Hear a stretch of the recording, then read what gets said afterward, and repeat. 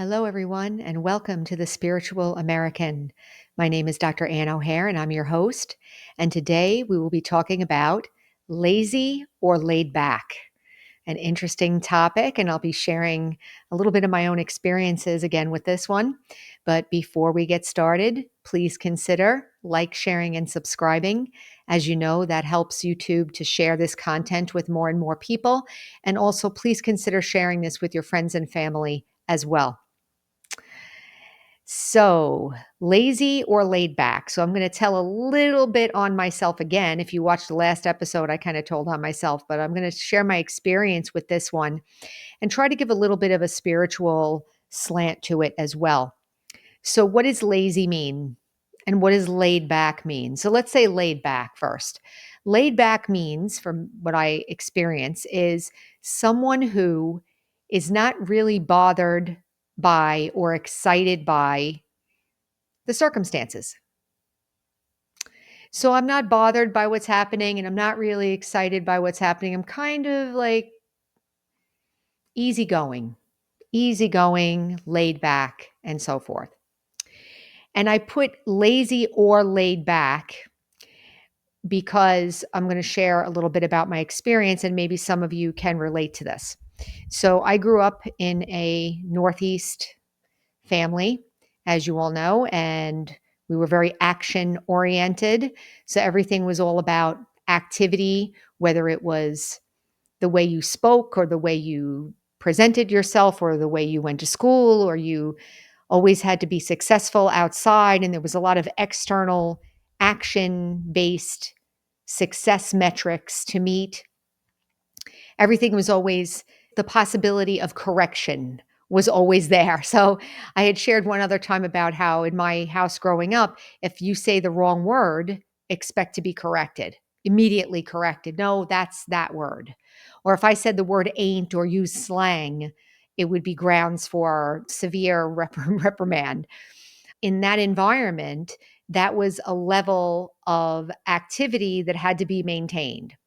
So let's say growing up that's how I grew up. And now I end up being in the world and I'm around people who they don't care if they say the wrong word. It doesn't bother them. It doesn't bother them to say slang or whatever. It doesn't bother them. So what might I be thinking about them?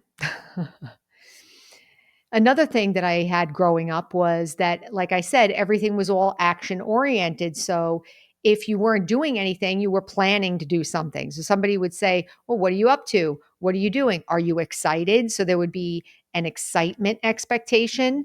You were supposed to be doing something, planning something, and emotionally excited about it. So then I go out into the world and I meet people who are not doing something, not planning something, and not excited about it. It was very, very easy for me to start labeling those people as lazy. And it really bothered me there for a while because I didn't understand. It would, like, especially at work, let's say, if somebody was laid back about work and I was being very determined and trying to be proactive and getting things done, and then somebody else would be there, like, I would get upset about that. Now, I said we would do a little spiritual aspect of this, but let's try to define lazy. I think lazy is a judgment, actually. I don't think it's a legitimate thing to say about someone else, let's say. I think it might be a self diagnosed disease because lazy has a connotation of I don't care and things like that. And the person may care. It may be that they haven't learned how to do something, or maybe their attitude is different, or maybe their personality is different. So calling somebody lazy, or even calling myself lazy, is kind of a judgmental word. And I don't like to use it anymore. I'm actually more interested in the way the person is acting and the way the person sees the world. Because what I've noticed over time is that I am too much in one way. And then if other people are showing up the opposite, I have the opportunity to learn from them. Now, doesn't that sound good, right? It's not so simple because in order to learn from someone who is not as active as me or not as proactive as me or doesn't think as much as me, doesn't plan as much as me. I need to calm down myself enough to be able to respect them and try to understand and appreciate their calmness, let's say, their ability to be peaceful, their ability to not be affected or get excited.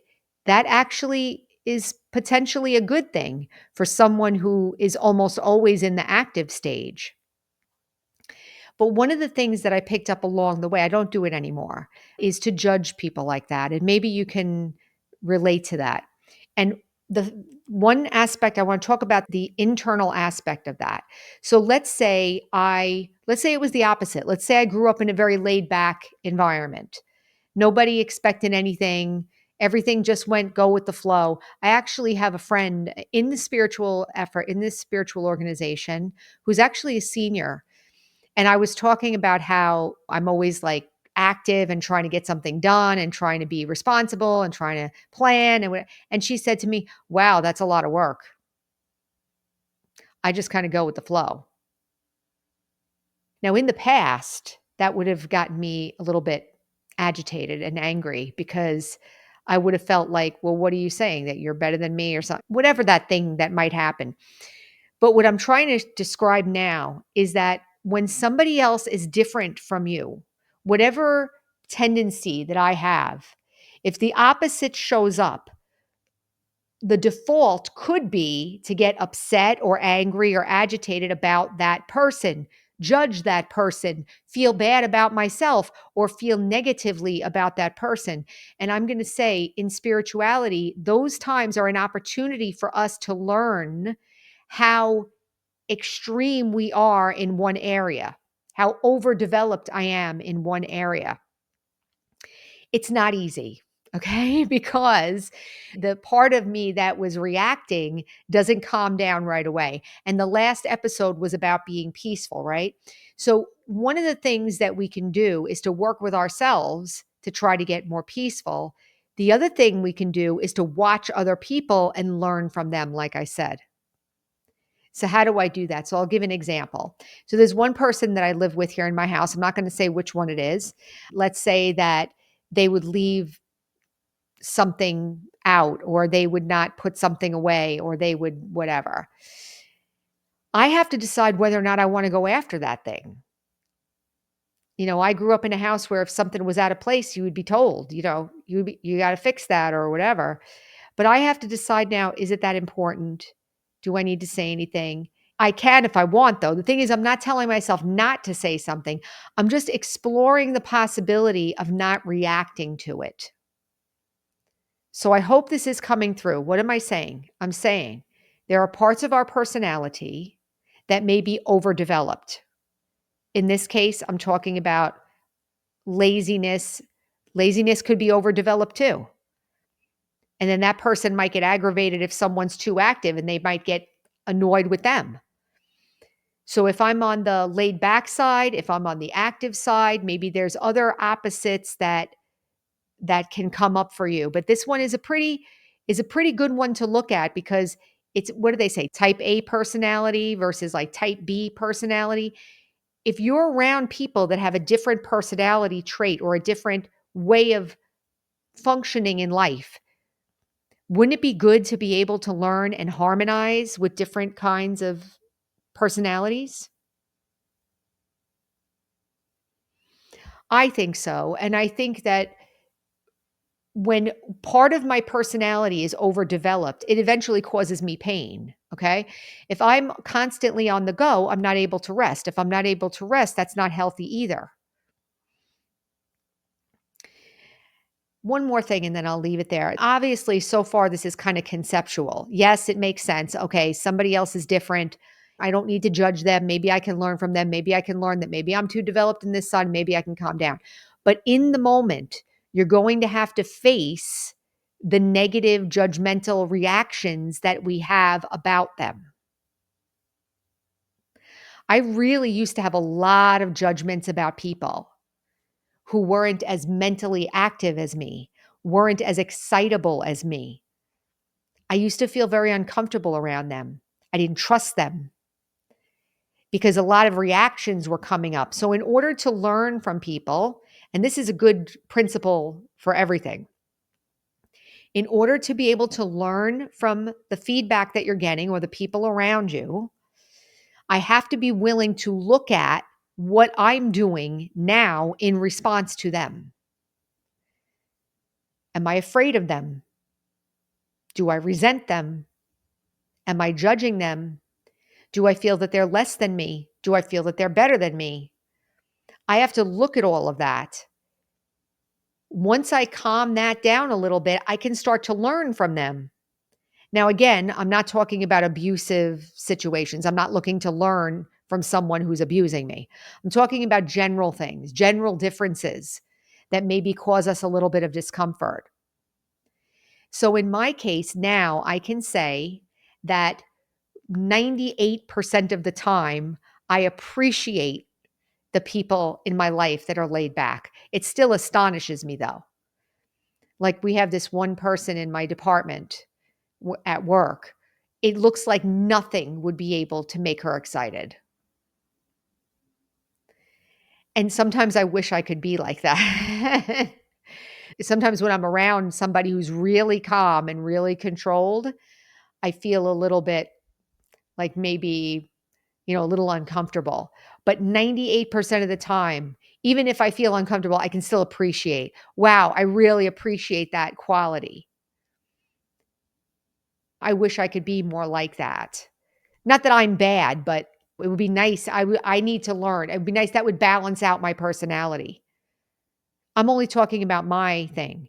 There are maybe you have personality traits that are overdeveloped, and you have people in your life that are the opposite. How do you deal with them? How do you react to them? How do you remember them? How do you feel about them? So, back to the original question, lazy or laid back. So, we've kind of said lazy is a judgment.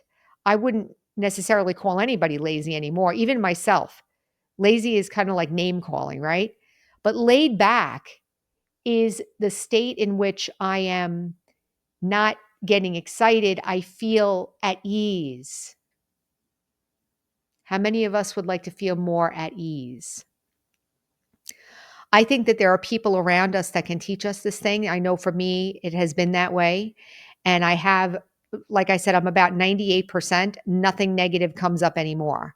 So I'm able to appreciate and be around people who are different than me. So think about it for your homework this week. Think about it. Do I have people around me that are different than me and then I get uncomfortable? Let me take a look. What is the quality that they're exhibiting that I have a problem with? Oh, maybe I'm the opposite. Maybe I need to look at that. Even that much reflection, that much honest reflection will begin to shift it for you. So I will leave it there. And this is kind of a light discussion, but you can use this for any of those personality traits. So remember, our slogan is heal, empower, and serve. And so until next time, take care.